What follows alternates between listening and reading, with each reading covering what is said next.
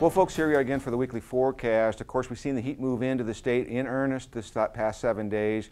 Took a couple days here in eastern Nebraska as we had some of the residual cloud cover on Saturday that held temperatures down, and then we had some significant haze in the atmosphere on Sunday from some of the smoke out in western portions of the United States that kept the lid on temperatures. But boy, oh boy, did the heat roll in, and especially in western Nebraska where we've seen temperatures approaching the triple digits to low triple digit numbers.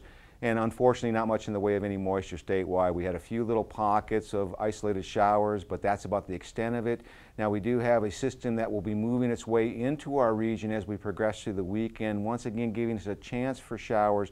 But it looks like the better moisture, at least from this first system, will remain to our north, and we'll be looking at the second system as the major player for our precipitation. So let's take a look at the current upper air models and see what we have in store. Once again, here's that big trough. It's been slowly working its way toward the east. In advance of it, we got very warm conditions from the southern plains up into the central plains, and we're going to see some very gusty winds today for the football game, along with temperatures that are going to be well into the 90s.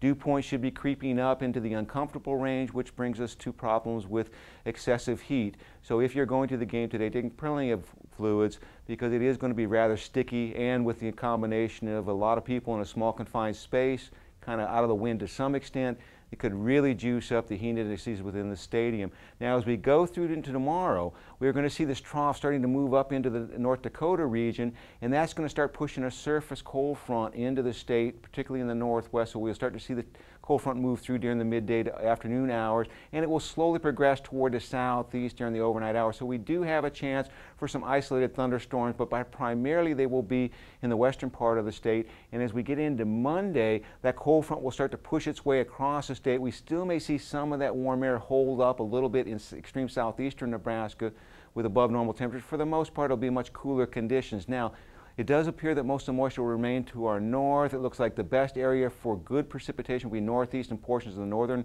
half of east central Nebraska, and more isolated as you get toward the south. The surface cold front right now is being depicted to hold up somewhere around the Kansas border, and then as we get into Tuesday, it's going to start moving northward, and another trough will start to dig across, bringing a much cooler air mass into our region, and therefore the eastern half of the state is under the gun for precipitation, and it appears at this point that it'll be fairly widespread. Now, as we get into Wednesday, this trough will exit toward the Great Lakes, and we'll be in a northwest flow, so we'll be much cooler than we have been this last week, about 10 to 15 degrees cooler, and we will be under sunny skies. As we get into Thursday, we'll start to see a zonal flow starting to develop, a little bit of an increase in our surface temperatures, but we have another trough that is going to make its way into our region as we progress into next weekend, and that's going to bring some significant cold air into the region, possibly even some freezing temperatures in extreme northern North Dakota and Minnesota.